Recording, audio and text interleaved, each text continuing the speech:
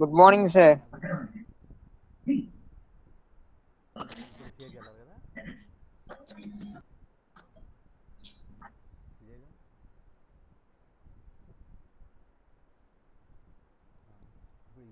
ఇప్పుడు క్లోజ్ చేయాలి.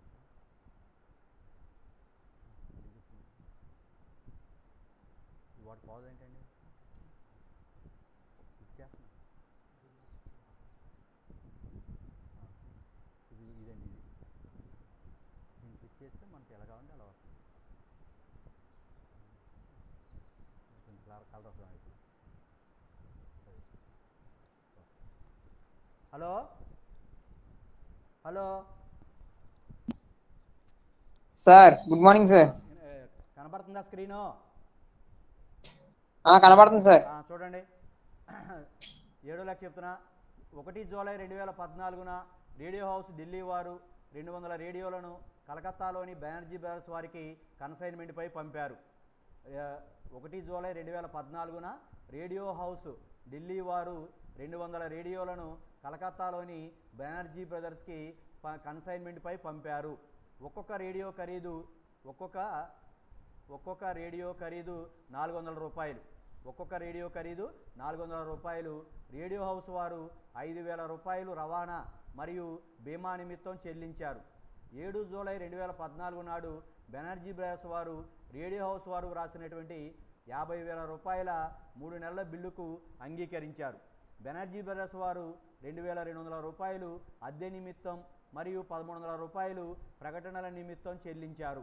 31/12/2014 ఆ రోజే రేడియో హౌస్ వారు పుస్తకాలు ముగిస్తారు. 31/12/2014 బెనర్జీ బ్రదర్స్ వారు 180 రేడియోలను ఒక్కొక్కటి 500 రూపాయల చొప్పున అమ్మినారు. బెనర్జీ బ్రదర్స్ వారికి అమ్మకాల మీద 5% కమిషన్ ఇవ్వబడుతుంది. ఇద్దరి పుస్తకాలలో అవసరమైన చిట్టాబద్దులు రాయండి అని చెప్పి చెప్పడం జరిగింది. ఇప్పుడు ఇద్దరి పుస్తకాలలో అవసరమైనటువంటి చిట్టాబద్దులు రాయండి అన్నాడు. చూడండి, 1/7/2014 రేడియో హౌస్ ఢిల్లీ వారు, అంటే రేడియో హౌస్ ఢిల్లీ వారేమో కన్సైనారు 200 రేడియోలను కలకత్తాలోని బెనర్జీ బ్రదర్స్ వారికి కన్సైన్మెంట్పై పంపారు. కలకత్తాలోని బెనర్జీ బ్రదర్స్ వారికి కన్సైన్మెంట్ మీద పంపారు. ఒకటి అమ్మ జాహ్నవి కనబడుతుందా? జాహ్నవి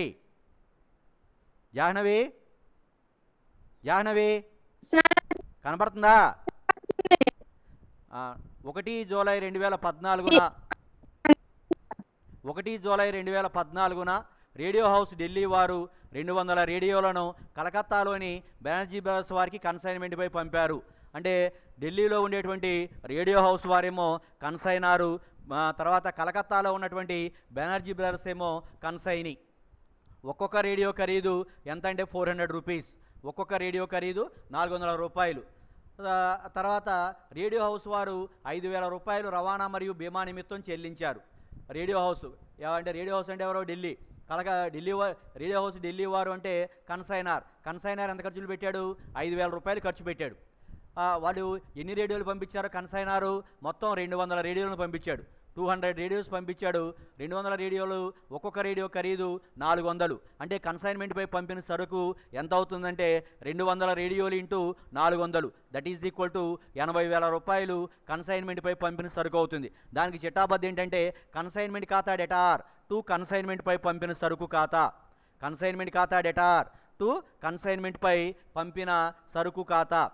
కన్సైన్మెంట్పై సరుకు పంపినందున నేరేషన్, లేదా 200 రేడియోలను ఒక్కొక్కటి 400 రూపాయల చొప్పున కన్సైన్మెంట్పై పంపినందున చిట్టాబద్దు రాస్తాం కన్సైనార్ పుస్తకాల్లో. రెండోది ఏంటంటే వారు మొత్తం ఎంత చెల్లించారు? 5,000 రూపాయలు రవాణా మరియు బీమా నిమిత్తం చెల్లించారు. 5,000 రూపాయలు రవాణా మరియు బీమా నిమిత్తం చెల్లించారు. అంటే ఇవి కన్సైనార్ పెట్టిన ఖర్చులు. కన్సైన్మెంట్ ఖాతా డెటార్ టు నగదు ఖాతా 5,000 రూపాయలు కన్సైనార్ ఖర్చులు చెల్లించినందున. కన్సైన్మెంట్ ఖాతా డెటార్ టు నగదు ఖాతా 5,000 రూపాయలు కన్సైనార్ ఖర్చులు చెల్లించినందున. 7 జూలై 2014 బెనర్జీ బ్రదర్స్ వారు రేడియో హౌస్ వారు వ్రాసిన 50,000 రూపాయల 3 నెలల బిల్లును అంగీకరించారు. ఎవరు రాశారు ఈ బిల్లుని? రేడియో హౌస్ వారు రాశారు. రేడియో హౌస్ వారు అంటే ఎవరో కన్సైనార్ బిల్లు రాశాడు. ఎవరి మీద రాశారు? బెనర్జీ బ్రదర్స్ వారి మీద రాశాడు. అంటే కన్సైనార్ ఏమో కన్సైనార్ అంటే రేడియో హౌస్ వారేమో కర్త అవుతారు, బెనర్జీ బ్రదర్స్ కన్సైనీ ఏమో స్వీకర్త అవుతాడు. రేడియో మీ వాయిస్ కట్ అవుతుంది సార్. నా వాయిస్ మరి ఇక్కడ బాగానే ఉందమ్మా, మీదే కట్ అవుతుంది చూడండి. ఇప్పుడు సార్ చూడండి, బాగానే వస్తుంది సార్, బాగానే వస్తుందండి, బాగానే వస్తుంది సార్. బాగానే వస్తుందండి. చూడండి ఆ, చూడండి 7 జూలై 2014 బెనర్జీ బ్రదర్స్ వారు రేడియో హౌస్ వారు రాసిన 50,000 రూపాయల 3 నెలల బిల్లుని అంగీకరించారు. అంటే ఎవరు అంగీకరించారంటే కన్సైని బెనర్జీ బ్రదర్స్ వారు అంగీకరించారు. అంటే ఈ బెనర్జీ బ్రదర్స్ అంగీకరించారంటే బిల్లు రాసింది ఎవరు? రేడియో హౌస్ వారు బిల్లు రాశారు. కాబట్టి రేడియో హౌస్ పుస్తకాల్లో ఏమో రాయాలంటే, రేడియో హౌస్ మీన్స్ కన్సైనార్ పుస్తకాల్లో ఏం రాయాలంటే చిట్టాబద్దు కన్సైన్మెంట్ వసూలు బిల్లు ఖాతా డెటార్ టు కన్సైనీ ఖాతా అని రాయాలి. వసూలు బిల్లు ఖాతా డెటార్ టు కన్సైనీ అంటే బెనర్జీ బ్రదర్స్ ఖాతా అని కన్సైనార్ పుస్తకాల్లో చిట్టాబద్దు రాయాలి. వసూలు బిల్లు ఖాతా డెటార్ టు బెనర్జీ బ్రదర్స్ ఖాతా 3 నెలల బిల్లు వ్రాసినందున. నెక్స్ట్ బెనర్జీ బ్రదర్స్ వారు బెనర్జీ బ్రదర్స్ అంటే కన్సైని వారు ఏం చేశారు? 2,200 రూపాయలు అద్దె, తర్వాత మరియు 1,300 రూపాయలు ప్రకటనల నిమిత్తం చెల్లించారు. ఈ రెండు కూడా కన్సైని పెట్టిన ఖర్చులు. 2,200 plus 1,300 that is equal to 3,500 రూపాయలు కన్సైని ఖర్చులు పెట్టాడు. ఈ రెండు కూడా పరోక్ష ఖర్చులే. కన్సైని పెట్టిన ఖర్చులలో ప్రత్యక్ష ఖర్చులు అంటూ కూడా ఏమీ లేవు. ఈ రెండు కూడా ముగింపు సరుకు కట్టేటప్పుడు మనం లెక్కలోకి తీసుకోకూడదు. చిట్టాబద్యం రాస్తామంటే కన్సైన్మెంట్ ఖాతాకి డెబిట్ చేయాలి. కన్సైన్మెంట్ ఖాతా debtor to కన్సైని that means to Banerjee brothers ఖాతా. కన్సైన్మెంట్ ఖాతా డెటార్ టు బెనర్జీ బ్రదర్స్ ఖాతా మొత్తం 3,500 కన్సైనీ ఖర్చులు చెల్లించినందున 31/12/2014 అదే రోజు రేడియో హౌస్ వారు పుస్తకాలు ముగిస్తారు. బెనర్జీ బ్రదర్స్ వారు 180 రేడియోలను ఒక్కొక్కటి 500 రూపాయల చొప్పున అమ్మారు. కన్సైనీ సరుకు అమ్మాడు. బెనర్జీ బ్రదర్స్ మీన్స్ కన్సైనీ ఎంత సరుకు అమ్మాడు? 180 రేడియోలు అమ్మాడు. ఒక్కొక్కటి 500, 180 × 500 90,000 వస్తుంది. 18,590,000 సరుకు వస్తుంది. కన్సైనీ సరుకు అమ్మినప్పుడు చిట్టాబద్ది ఏంటంటే కన్సైనార్ అంటే రేడియో హౌస్ ఖాతా డెటార్ టు కన్సైన్మెంట్ ఖాతా. కన్సైనీ సరుకు అమ్మినప్పుడు మనం రాసేవన్నీ కూడా కన్సైనార్ పుస్తకాల్లో రాస్తున్నాం. కాబట్టి కన్సైనార్ ఖాతా డెటార్ టు కన్సైనార్ ఖాతా డెటార్ టు రేడియో హౌస్ ఖాతా 90,000. 200 రేడియోలను 180 రేడియోలను ఒక్కొక్కటి 500 రూపాయల చొప్పున అమ్మినందున 180 రేడియోలను ఒక్కొక్కటి 500 రూపాయల చొప్పున అమ్మినందున. తర్వాత బెనర్జీ బ్రదర్స్ వారికి 5% కమిషన్ ఇవ్వాలి. అమ్మకాల మీద 5% కమిషన్ ఇవ్వాలి. మొత్తం అమ్మకాలు 90,000. 90,000 మీద 10% కడితే 9,000 వస్తుంది. అందులో 5% ఏమో 4,500 వస్తుంది. 10% కడితే 9,000 వస్తుంది. అందులో 5% అంటే 9,000లో సగం 4,500 వస్తుంది. దానికి చిట్టాబద్ది ఏంటంటే రేడియో హౌస్ ఖాతా డెటార్ అంటే కన్సైన్మెంట్ ఖాతా డెటార్ టు కన్సైనీ ఖాతా. రేడియో హౌస్ ఖాతా డెటార్ టు బెనర్జీ బ్రదర్స్ ఖాతా. అమ్మకాల మీద కన్సైనీకి 5% కమిషన్ ఇచ్చినందున అవి మనకి కన్సైనార్ పుస్తకాలలో వచ్చేటువంటి చిట్టాబద్దులు. అర్థమైందా జాహ్నవి? అర్థమైంది సార్. అమ్మా భవానీ హలో,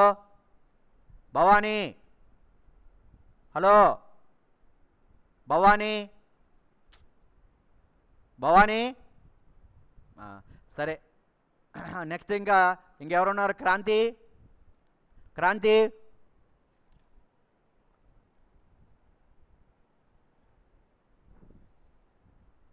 సార్ వినపడుతుందా? వినిపిస్తుంది సార్. ఇప్పుడు ఈ చిట్టాబద్దులు చెప్పాను, అర్థమైనవి అవి? అర్థమైంది సార్. అర్థమైనా లేదా? అర్థమైంది సార్. అర్థమైనయా లేదమ్మా చిట్టాబద్దులు? అర్థమైంది సార్. ఓకే. చిట్టాబద్దులు అర్థమైతే ఇప్పుడు చూడండి, మనకి ముగింపు సరుకు కట్టాలి. ఇక కన్సైనార్ పుస్తకాలలో మనం ఆవర్జా ఖాతాలు వేయడానికి మనకి ఏమన్నాడు? ఇద్దరి పుస్తకాలలో అవసరమైన ఆవర్జా ఖాతాలు చూపమన్నాడు. చిట్టాబద్దులు ఏమి అడగలేదు మనల్ని. అందుకని ఏం చేస్తామంటే ఫస్ట్ మనం కన్సైన్మెంట్ సరుకు నిల్వ కట్టాలి. కన్సైన్మెంట్ సరుకు నిల్వ అంటే ఏంటి? ముగింపు సరుకు. ముగింపు సరుకు అంటే ఏంటి చెప్పండి? కన్సైన్మెంట్ సరుకు నిల్వ లేదా ముగింపు సరుకు అంటే ఏంటి? కన్సైన్మెంట్ సరుకు నిల్వ లేదా ముగింపు సరుకు అంటే ఏంటి క్రాంతి? అమ్మగా మిగిలిన సరుకు. అమ్మగా మిగిలిన సరుకు.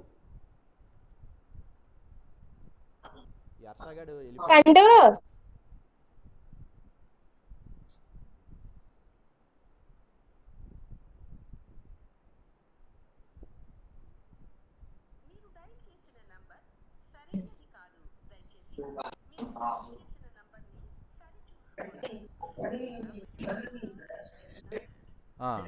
హలో హలో సార్ చూడండి. సార్ ఇప్పుడు హర్షగాడు వెళ్ళిపోయాడండి, మధ్యలో ఉన్నాడా వెళ్ళిపోయాడా? ఒకసారి చూడండి. వచ్చాడు సార్, వచ్చా వచ్చాడు సార్, మళ్ళీ జాయిన్ అయ్యాడు సార్. మళ్ళీ జాయిన్ అయ్యాడా?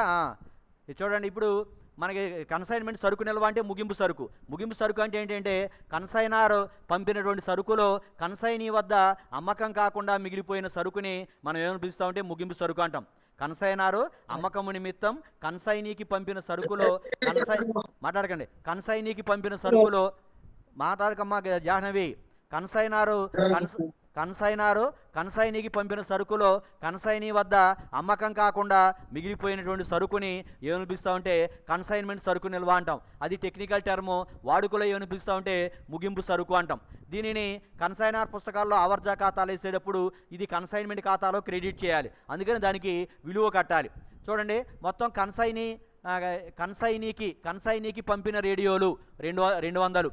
కన్సైనీకి పంపిన రేడియోలు 200 మైనస్ కన్సైనీ అమ్మిన రేడియోలు 180, అమ్మకం కాకుండా మిగిలినవి 20.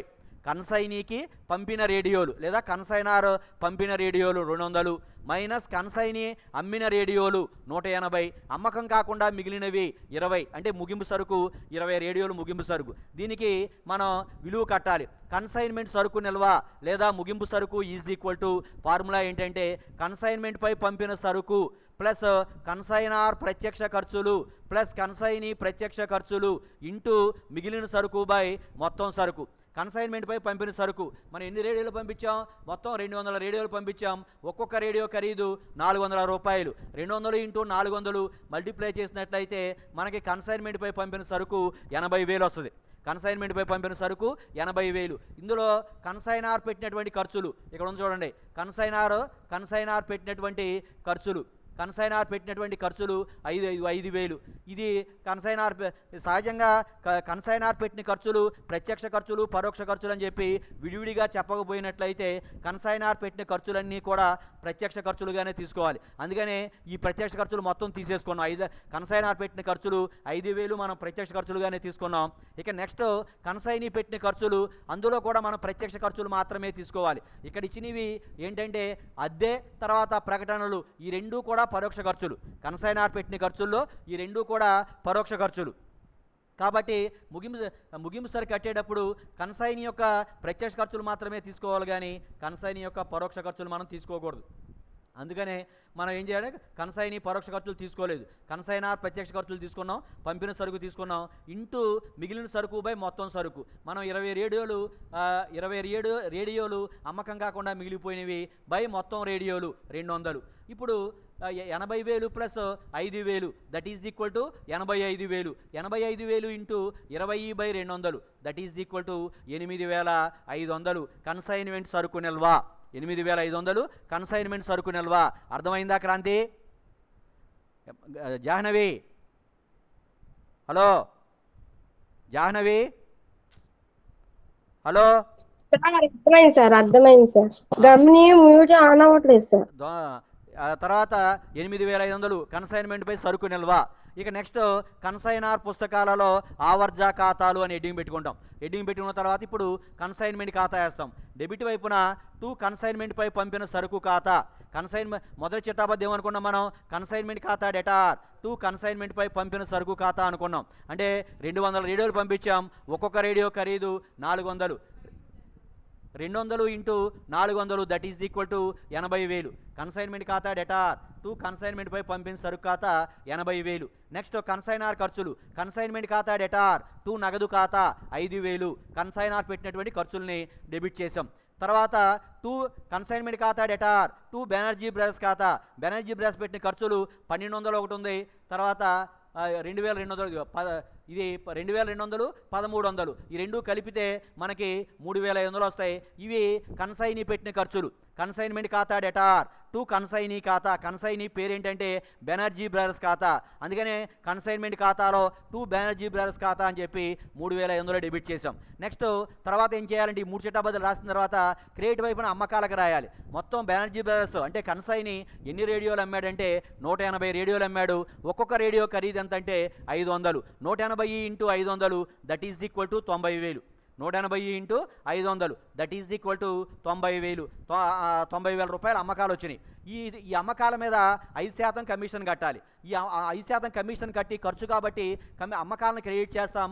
ఆ అమ్మకాల మీద కమిషన్ని డెబిట్ చేస్తాం. చూడండి, టు బెనర్జీ బ్రదర్స్ ఖాతా బ్రాకెట్లో కమిషన్ అని రాసా. 90,000 into 5/100. 90,000 into 5/100 that is 90,000 into 5/100 that is equal to 4,500 రూపాయలు కమిషన్ అనేది రావడం జరిగింది. తర్వాత మనం కన్సైన్మెంట్ సరుకు నిల్వ కట్టాం, ముగింపు సరుకు. దీనిని క్రెడిట్ చేయాలి. బై కన్సైన్మెంట్ సరుకు నిల్వ మనకి ఎంత వచ్చింది? ఇక్కడ 8,500 వచ్చింది. 8,500 క్రెడిట్ చేసాం. అంటే ఇక మనకి లెక్కలో ఇచ్చినటువంటి అంశాలలో ఒక్క వసూలు బిల్లు తప్ప మిగిలిన అంశాలన్నింటినీ కూడా మనం కన్సైన్మెంట్ ఖాతాలో నమోదు చేసాం. ఆ వసూలు బిల్లు అనేది ఇక్కడ రాదు. ఆ చిట్టాబద్దు ఏంటంటే వసూలు బిల్లు ఖాతా డెటార్ టు బెనర్జీ బ్రదర్స్ ఖాతా. ఆ చిట్టాబద్దుని మనం బెనర్జీ బ్రదర్స్ ఖాతాలో నమోదు చేస్తాం, కానీ ఇక్కడ రాదు. అందుకని ఇక్కడ చిట్టాబద్దు ఆ వసూలు బిల్లుకు సంబంధించిన చిట్టాబద్దు తప్ప మిగిలిన లెక్కలో ఇచ్చినటువంటి అన్ని అంశాలను కూడా మనం నమోదు చేసాం. ముగింపు సరుకును కూడా మనం లెక్క కట్టాం, నమోదు చేసాం. ఇప్పుడు కన్సైన్మెంట్ ఖాతాని నిల్వ తేల్చాలి. నిల్వ తేల్చాలంటే సహజంగా కన్సైన్మెంట్ ఖాతా క్రెడిట్ వైపు ఎక్కువగా ఉంటుంది. క్రెడిట్ వైపు ఇది ఎంత ఉంది? 90,000. బెనర్జీ బ్రదర్స్ ఖాతా 90,000. కన్సైన్మెంట్ సరుకు నిల్వ 90,000 అంటే అమ్మకాలు. కన్సైన్మెంట్ సరుకు నిల్వ అంటే ముగింపు సరుకు 8,500. ఈ రెండు కూడితే మనకి 98,500 వస్తాయి. దాన్ని డెబిట్ వైపు తీసుకురావాలి. 98,500 మనం డెబిట్ వైపు తీసుకొచ్చి డెబిట్ వైపు ఉన్నటువంటి ఈ పైన ఉన్నటువంటి ఈ 4 అంశాలు మనం తీసేయాలి. తీసేస్తే మనకి ఎంత వస్తుందంటే లాభం వచ్చింది 5,500 రూపాయలు. దాన్ని టు లాభ నష్టాల ఖాతా లాభము 5,500 రూపాయలు అని రాస్తాం. దానికి చిట్టాబద్దు కావాలంటే కన్సైన్మెంట్ ఖాతా డెటార్ టు లాభ నష్టాల ఖాతా. కన్సైన్మెంట్ ఖాతా డెటార్ టు లాభ నష్టాల ఖాతా 5,500. లాభాన్ని లాభ నష్టాల ఖాతాకు మళ్లించినందున, లాభాన్ని లాభ నష్టాల ఖాతాకు మళ్లించినందున అని చెప్పి మనం నమోదు చేయటం అనేది జరుగుతుంది. లాభాన్ని లాభ నష్టాల ఖాతాకు మళ్లించినందున అని చెప్పి మనం నమోదు చేస్తాం. దాంతో కన్సైన్మెంట్ ఖాతా అయిపోయింది. దాంతో కన్సైన్మెంట్ ఖాతా అనేది అయిపోయింది. ఇక నెక్స్ట్ కన్సైన్మెంట్ ఖాతా అయిపోయిన తర్వాత మనం వేయాల్సినటువంటి ఖాతా ఏంటంటే నెక్స్ట్ ఖాతా కన్సైనీ ఖాతా. కన్సైనీ ఖాతా మీన్స్ బెనర్జీ బ్రదర్స్ ఖాతా. కన్సైనీ ఖాతా ఎవరంటే బెనర్జీ బ్రదర్స్ ఖాతా వేయాలి. బెనర్జీ బ్రదర్స్ ఖాతా వేసేటప్పుడు ఇక్కడ కన్సైన్మెంట్ ఖాతాలో చూడండి టు బెనర్జీ బ్రదర్స్ అని రాసామా? Kranthi hello, Kranthi hello, Jahnavi.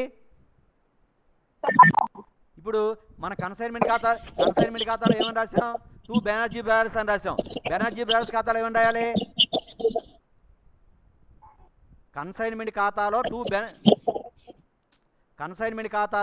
To Banerjee brothers ఖాతా అని రాసాం. బెనర్జీ బ్రదర్స్ ఖాతాలో ఏమని రాయాలి జాహ్నవి? చెప్పండి మరి. బై కన్సైన్మెంట్ ఖాతా ఖర్చులు 3,500.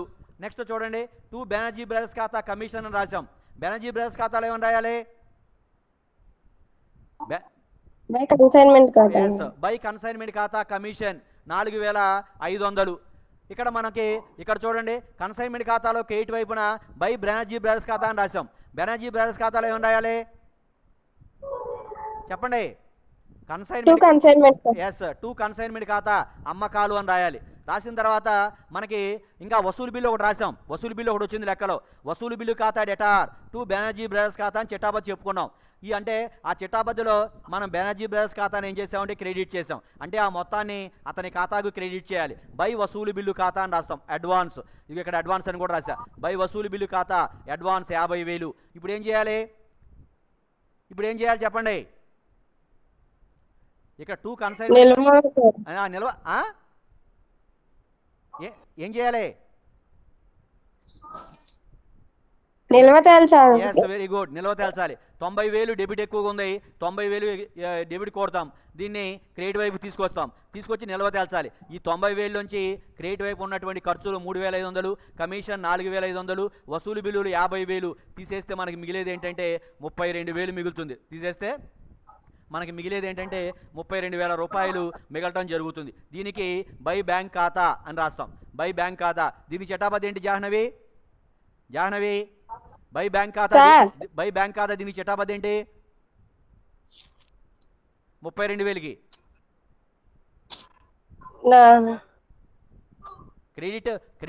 క్రెడిట్ వైపు ఉన్నదానికి చిట్టాబద్దు కావాలంటే ముందు క్రెడిట్ని డెబిట్ చేయి. బ్యాంకు ఖాతా డెటార్ టూ పైన పేరుని డెబిట్ చేయాలి. క్రెడిట్ చేయాలి.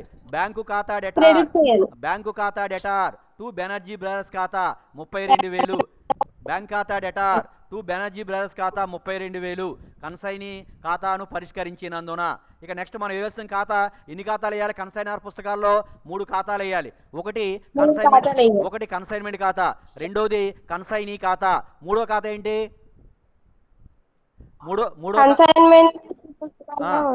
మూడో ఖాతా ఏంటి? కన్సైన్మెంట్ పుస్తకాల్లో కాదమ్మా, కన్సైనార్ పుస్తకాలలో 3 ఖాతాలు వేయాలి. ఒకటి కన్సైన్మెంట్ ఖాతా వేసాం, రెండోది కన్సైనీ ఖాతా వేసాం, మూడో ఖాతా ఏది వేయాలి? మరి చెప్పరేంటది? కన్సైన్మెంట్ పై పంపిన సరుకు ఖాతా. చూడండి, మూడో ఖాతా ఏంటంటే కన్సైన్మెంట్ పై పంపిన సరుకు ఖాతా.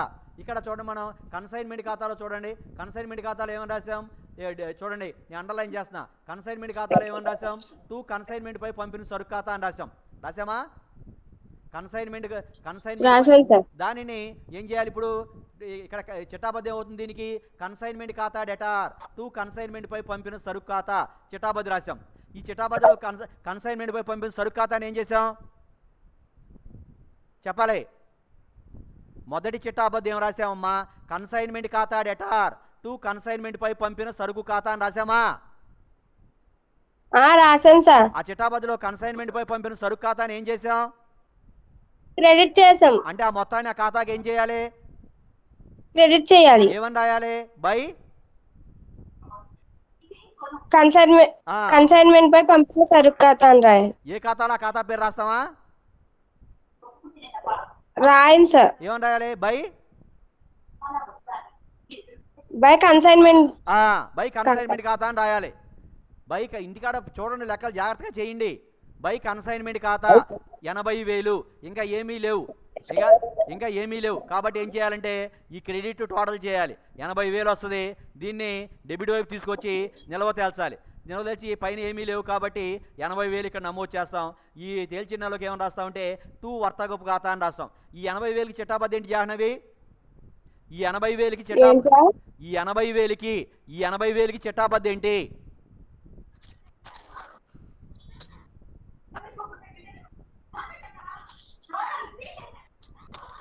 చెప్పండి. కన్సైన్మెంట్ పై పంపిన సరుకు ఖాతా డేటా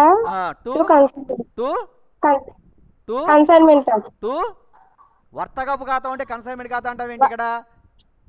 సారీ సార్, వర్తకపు ఖాతా. కన్సైన్మెంట్ పై పంపిన సరుకు ఖాతా డేటార్ టు వర్తకపు ఖాతా 80,000. నేరేషన్ కన్సైన్మెంట్ పై పంపిన సరుకును వర్తకపు ఖాతాకు మళ్లించినందున. ఇప్పుడు అర్థమైనయా? ఈ 3 ఖాతాలు అర్థమైనయా?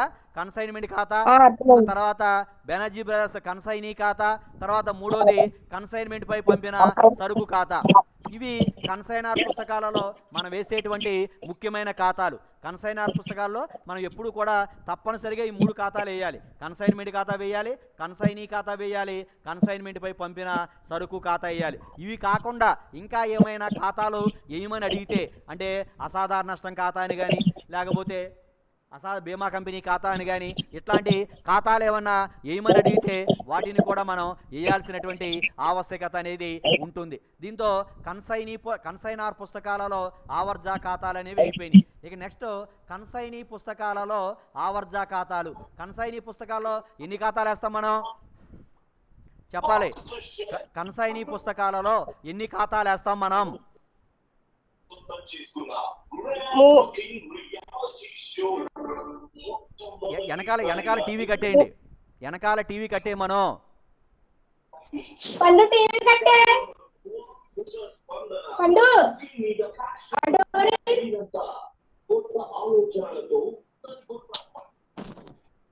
చెప్పమ్మా.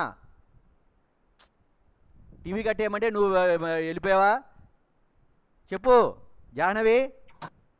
వాడు వినట్లేదు, అందుకని చెప్పడానికి వెళ్ళాను. సరే, ఇప్పుడు చెప్పు. కనసాయిని పుస్తకాల్లో ఆవర్జ ఖాతాలు. కనసాయిని పుస్తకాలు మనం ఎన్ని ఖాతాలు, ఏ ఖాతాలు వేస్తాం? కనసాయిని పుస్తకాలు ఒకే ఒక ఖాతా వేస్తాం అనుకున్నాం. ఏ ఖాతా ఇది? కన్సైన్మెంట్ పుస్తక ఆవర్జ ఖాతా వేస్తాం. కన్సైనీ పుస్తకాలలో మనం వేసే ఖాతా ఒకే ఒక ఖాతా వేస్తాం. అది ఏ ఖాతా? ఆ ఖాతా పేరేంటి? కన్సైనార్ ఖాతా వేస్తామమ్మా. కన్సైనార్ పుస్తకాలలో 3 ఖాతాలు వేస్తాం. కన్సైన్మెంట్ ఖాతా, కన్సైన్మెంట్ పై పంపిన సరుకు ఖాతా, తర్వాత కన్సైనీ ఖాతా, 3 ఖాతాలు వేస్తాం. కన్సైనీ పుస్తకాలలో మాత్రం ఒకే ఒక ఖాతా వేస్తాం. అదేంటంటే కన్సైనార్ ఖాతా. ఏంటది? కన్సైనర్ ఖాతా. కన్సైనార్ ఖాతా. ఈ కన్సైనార్ ఖాతాలో అమ్మకాలు క్రెడిట్ వైపున ఉంటాయి. కన్సైనార్ ఖాతాలో అమ్మకాలు క్రెడిట్ వైపున ఉంటాయి.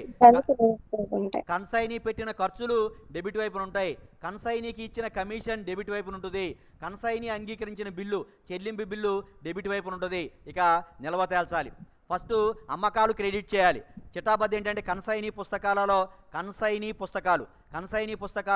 సరుకు అమ్మినప్పుడు చిట్టాబద్ది ఏంటంటే కన్సైనార్ ఖాతా డెటార్ టు నగదు ఖాతా, నగదు ఖాతా డెటార్ టు కన్సైనార్ ఖాతా. ఇది ఈ అమ్మకాలు క్రెడిట్ వైపున ఉంటాయి. నగదు ఖాతా డెటార్ టు కన్సైనార్ అంటే రేడియో హౌస్ ఖాతా 90,000 180 రేడియోలను ఒక్కొక్కటి 500 రూపాయల చొప్పున అమ్మినందున.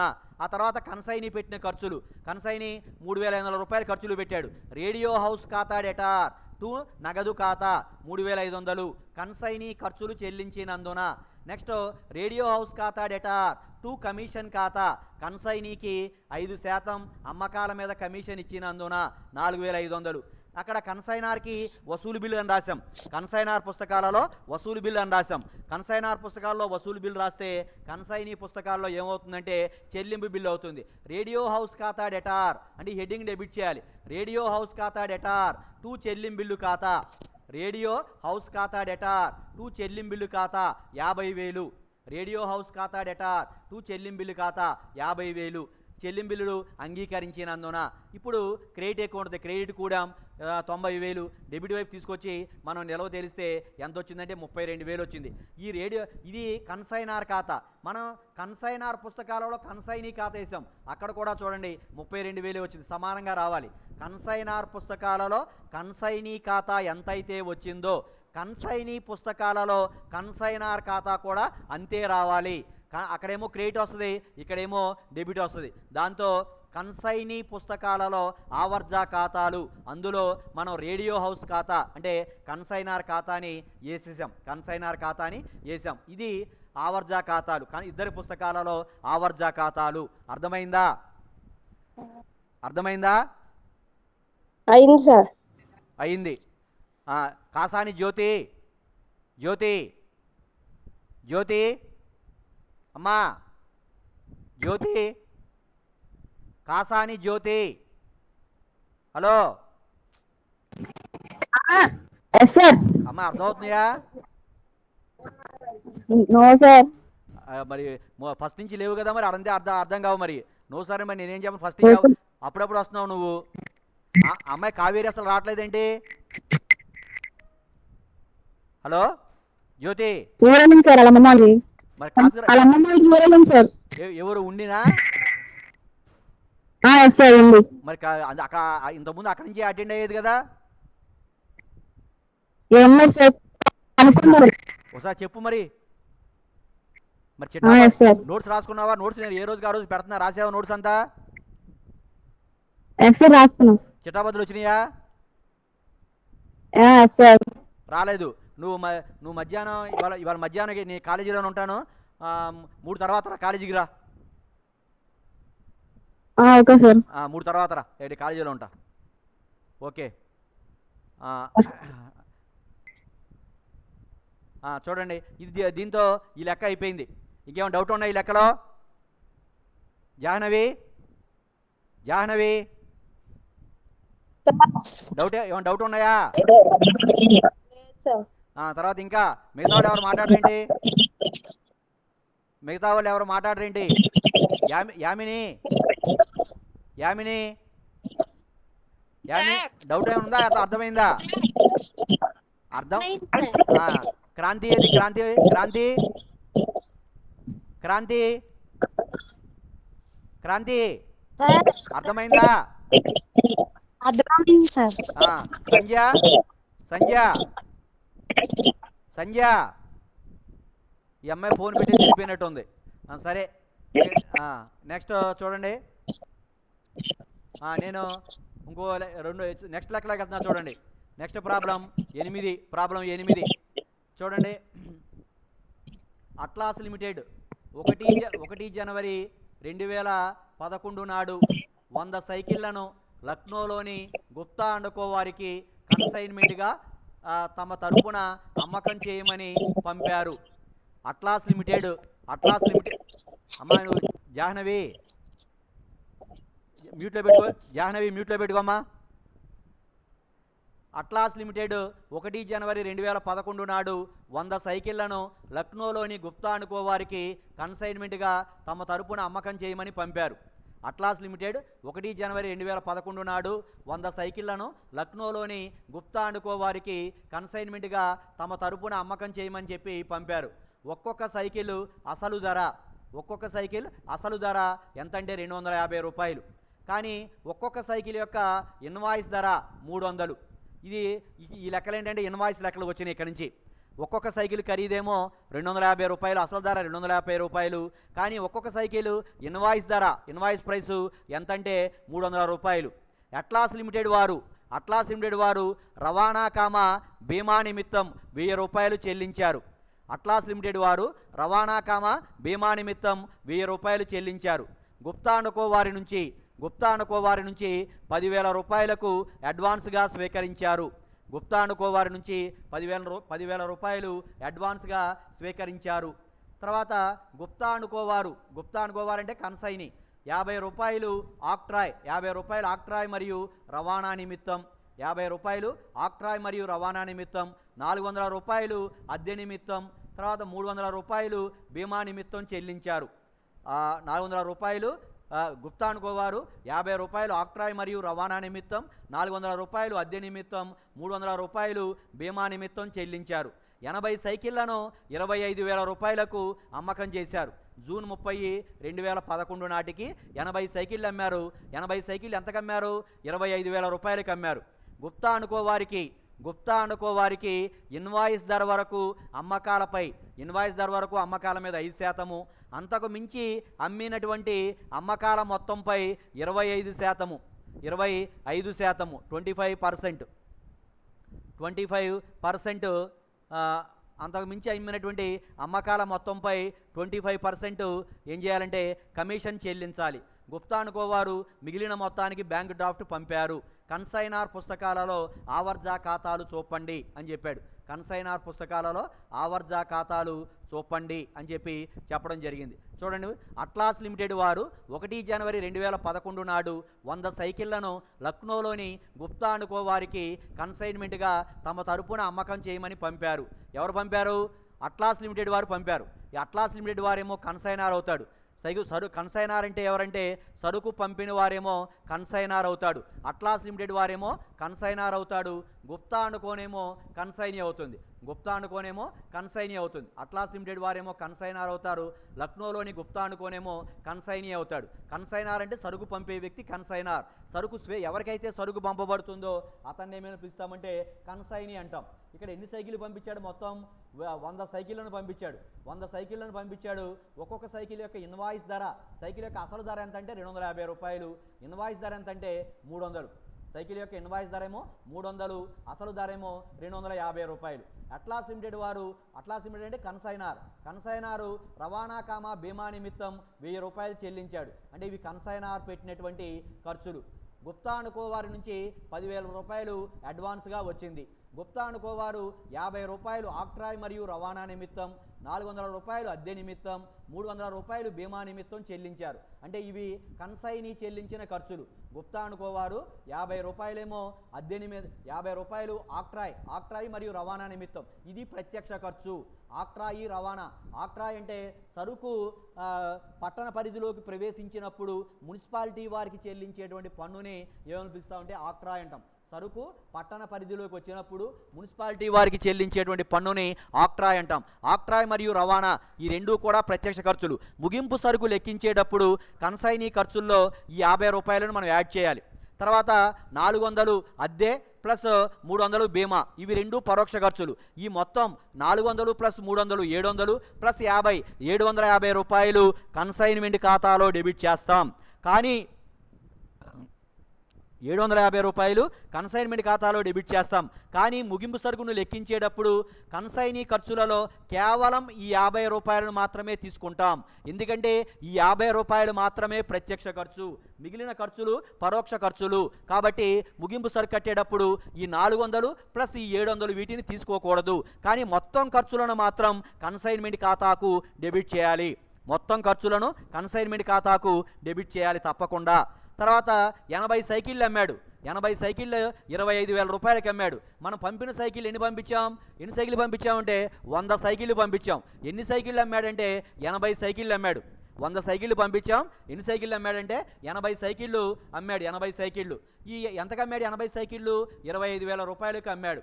గుప్తా అనుకోవారికి ఇన్వాయిస్ ధర వరకు అమ్మకాలపై 5%, గుప్తా అనుకోవారికి ఇన్వాయిస్ ధర వరకు అమ్మకాలపై 5%, అంతకు మించినటువంటి అమ్మకాల మొత్తంపై 25% కమిషన్ చెల్లించాలి. గుప్తా అనుకోవారికి ఇన్వాయిస్ ధర వరకు అమ్మకాల మీద అంటే ఈ 25,000 రూపాయల వరకునేమో 5% కమిషన్ ఇస్తాం.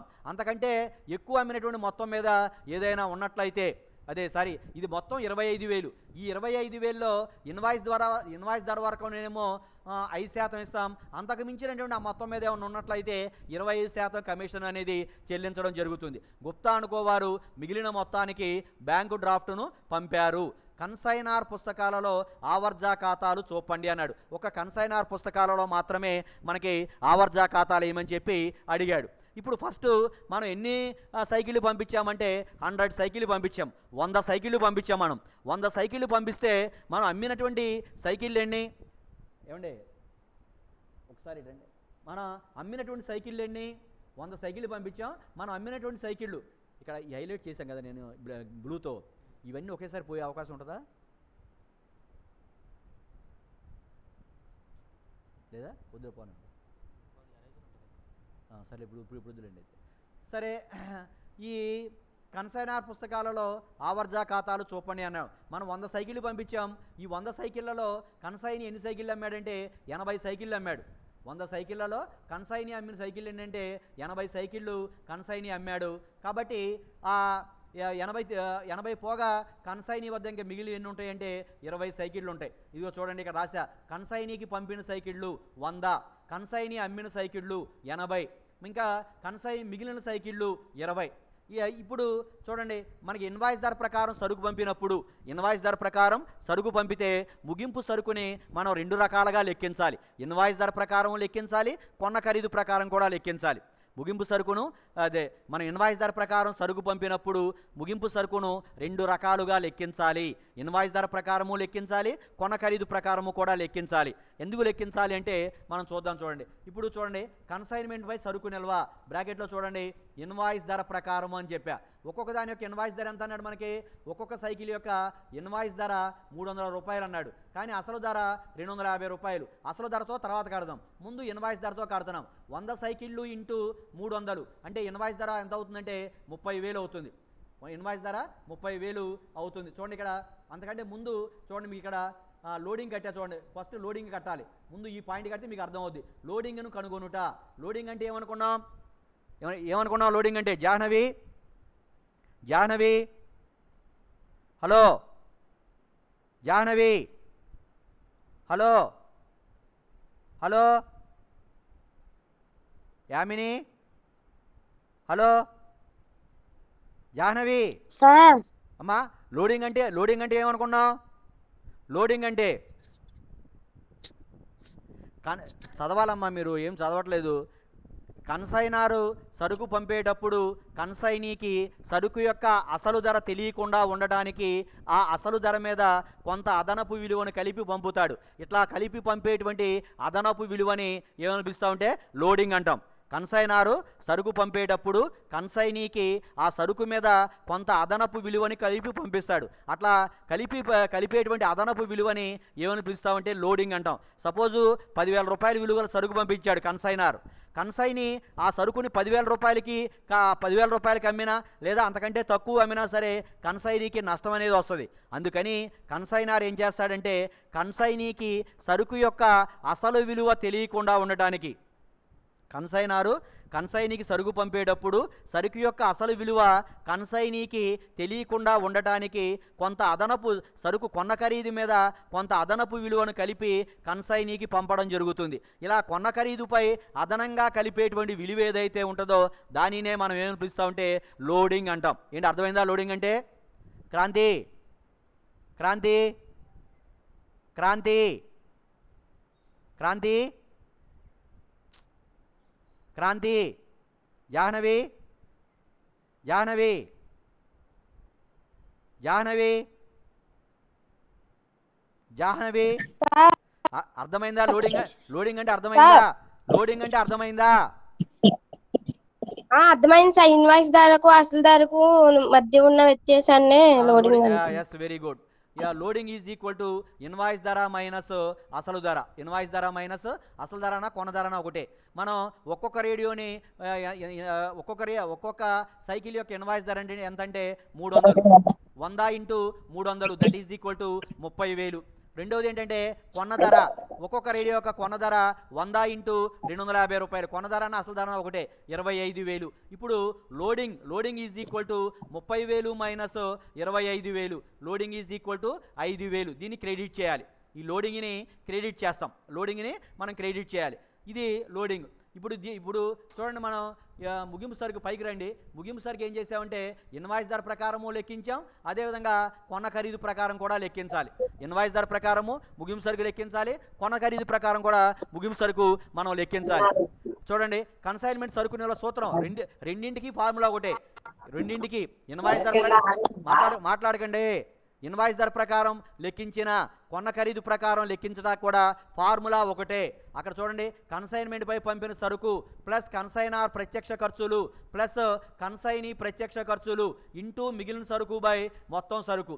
ఇక్కడ కూడా అంతే. కన్సైన్మెంట్ సరుకు నిల్వ కొన్న ఖరీదు ప్రకారం కన్సైన్మెంట్పై పంపిన సరుకు ప్లస్ కన్సైనార్ ప్రత్యక్ష ఖర్చులు ప్లస్ కన్సైనీ ప్రత్యక్ష ఖర్చులు ఇంటూ మిగిలిన సరుకు బై మొత్తం సరుకు. ఇక్కడైతేనేమో ఇన్వాయిస్ ధర ప్రకారం తీసుకుంటాం, ఇక్కడేమో కొన్న ఖరీదు తీసుకుంటాం, అంతే తేడా. సూత్రంలో ఏ వ్యత్యాసం ఉండదు. ఇక్కడ మనం ఇన్వాయిస్ ధర ఎంత? మనకి ఇన్వాయిస్ ధర ఏమో 30,000. మొదటిసారి కట్టేటప్పుడు ఇన్వాయిస్ ధర ప్రకారం లెక్కిస్తాం. 30,000 ప్లస్ కన్సైనార్ పెట్టిన ఖర్చులు 1,000 రూపాయలు ప్లస్ కన్సైనీ 3 రకాల ఖర్చులు పెట్టాడు. బట్ మనం ఏం చేస్తామంటే అందులో ఆక్ట్రాయ్ మరియు రవాణా అది ఒకటే ప్రత్యక్ష ఖర్చు, దానిని మాత్రమే తీసుకుంటాం. మిగిలిన 2 పరోక్ష ఖర్చులు ముగింపు సరుకు లెక్కించేటప్పుడు వాటిని లెక్కలోకి తీసుకోకూడదు. 30,000 plus 1000 plus 50 into 20/100. 20 మిగిలిపోయినవి పంపిణీమేమో 100. 31,050 into 20/100. 30,000 plus 1000 31,000 plus 50 31,050 into 20/100. మనం దీన్ని క్రాస్ కొట్టేసినట్లయితే మనకి ఎంత వస్తుందంటే 6,210 రూపాయలు వస్తుంది. ఇన్వాయిస్ ధర ప్రకారం ముగింపు సరుకు ఎంత వచ్చిందంటే 6,210 రూపాయలు వచ్చింది. అదేవిధంగా కన్సైన్మెంట్ సరుకు నిల్వ కొన్న ఖరీదు ప్రకారం కూడా మనం ముగింపు సరుకు కడతాం. దానికి సూత్రం సేమ్. మన కొన్న ఖరీదు మనకి లెక్కలో ఎంత వచ్చింది? ఒక్కొక్క సైకిల్ 250 కొన్నాం. 100 సైకిల్ ఇంటూ 255 రూపాయలు దట్ ఈజ్ ఈక్వల్ టు 25,000. కొన్న ఖరీదుకి ఇక్కడ కొన్న ఖరీదు తీసుకుంటాం. 25,000 ప్లస్ కన్సైనార్ పెట్టిన ఖర్చులు 1000 ప్లస్ కన్సైనీ పెట్టిన ఖర్చులలో కేవలం ప్రత్యక్ష ఖర్చులు మాత్రమే తీసుకుంటాం 50 రూపాయలు ఇంటూ మిగిలిన సరుకు బై మొత్తం సరుకు that is equal to 26,050 into 20/100 that is equal to 5,210 రూపాయలు వచ్చింది. ఇదేమో కొన్న ఖరీదు ప్రకారం ముగింపు సరుకు, ఇదేమో ఇన్వాయిస్ ధర ప్రకారం ముగింపు సరుకు. ఇదేమో కొన్న ఖరీదు ప్రకారం ముగింపు సరుకు, ఇదేమో ఇన్వాయిస్ ధర ప్రకారం ముగింపు సరుకు. ఇన్వాయిస్ ధర ప్రకారం ముగింపు సరుకు. కాబట్టి మనం ఈ ముగింపు సరుకు అనేది మనకి రావడం రెండు రకాలుగా ముగింపు సరుకు వచ్చింది. ఆ తర్వాత ఏం చేయాలంటే ఇన్వాయిస్ ధర ప్రకారం సరుకు పంపినప్పుడు కన్సైనీ వద్ద అమ్మకం కాకుండా కొంత సరుకు అనేది మిగిలిపోయి ఉంటుంది. ఇన్వాయిస్ ధర ప్రకారం మనం సరుకు పంపినప్పుడు కన్సైనీ వద్ద కొంత సరుకు అమ్మకం కాకుండా మిగిలిపోయి ఉంటుంది. అట్లా మిగిలిపోయేటువంటి సరుకులో ఉండేటువంటి అదనపు విలువను సర్దుబాటు చేయాలి. కన్సైనీ వద్ద అమ్మకం కాకుండా మిగిలిపోయి ఉన్నటువంటి సరుకులో ఉన్నటువంటి అదనపు విలువను సర్దుబాటు చేయాలి. ఆ అదనపు విలువని మనం ఏమని పిలుస్తామంటే కన్సైన్మెంటు సరుకు నిల్వ రిజర్వు అని పిలుస్తాం. దానిని కన్సైన్మెంట్ సరుకు నిల్వ రిజర్వు అంటాం. సూత్రం ఏంటంటే కన్సైన్మెంట్ సరుకు నిల్వ reserve is equal to invoice ధర ప్రకారం ముగింపు సరుకు మైనస్ కొన్న ఖరీదు ప్రకారం ముగింపు సరుకు. అందుకనే రెండు రకాలుగా ఇక్కడ లెక్కించాం. పైన రెండు రకాలుగా మనం లెక్కించాం. ఇన్వాయిస్ ధర ప్రకారం ముగింపు సరుకు లెక్కించాం, కొన్న ఖరీదు ప్రకారం ఇన్వాయిస్ ధర ప్రకారం ముగింపు సరుకు ఇక్కడ లెక్కించాం, ఇక్కడేమో కొన్న ఖరీదు ప్రకారం ముగింపు సరుకు లెక్కించాం.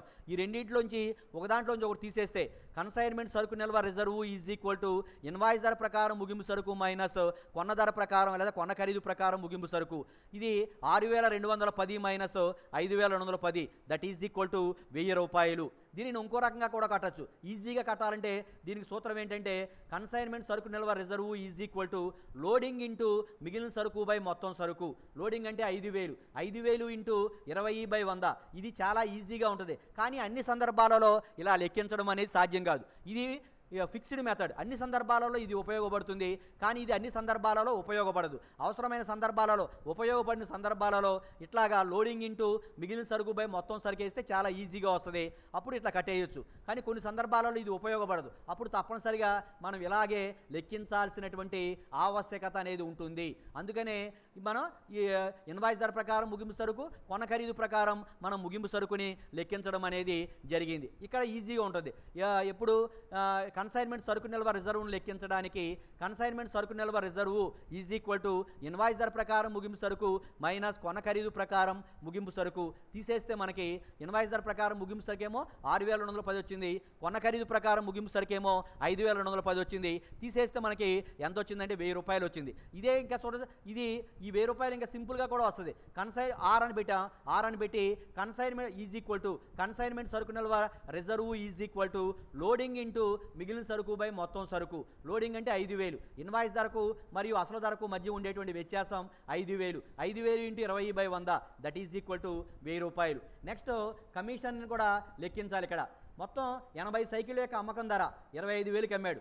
80 సైకిల్ యొక్క అమ్మకం ధర 25,000కి వాడే ఇచ్చాడు. 80 సైకిల్ యొక్క ఇన్వాయిస్ ధర 80 సైకిళ్ళు ఒక్కొక్క సైకిల్ 300కి అమ్మాడు. ఒక్కొక్క సైకిల్ మనకి ఎంతకు అమ్మాడంటే 300 రూపాయలకు అమ్మాడు ఒక్కొక్క సైకిల్. కాబట్టి 80 సైకిల్ 80 ఇంటూ 300 24,000. 80 ఇంటూ 300 24,000. ఈ 24,000 మీద 5% కట్టాలి. 24,000 కంటే ఎంత అమ్మాడు? ఎక్కువ 1000 రూపాయలు ఎక్కువ అమ్మాడు. మొత్తం ఇన్వాయిస్ ధర ప్రకారం 24,000. కన్సైనీ ఎంత అమ్మాడంటే ఈ 80 సైకిళ్లను 25,000కి అమ్మాడు. కాబట్టి 25,000 minus 24,000 that is equal to 1000 రూపాయలు. ఈ 1000 రూపాయల మీద 20% కమిషన్ కట్టాలి. చూడండి, 24,000 ఇంటూ 5/100 1200 వస్తుంది.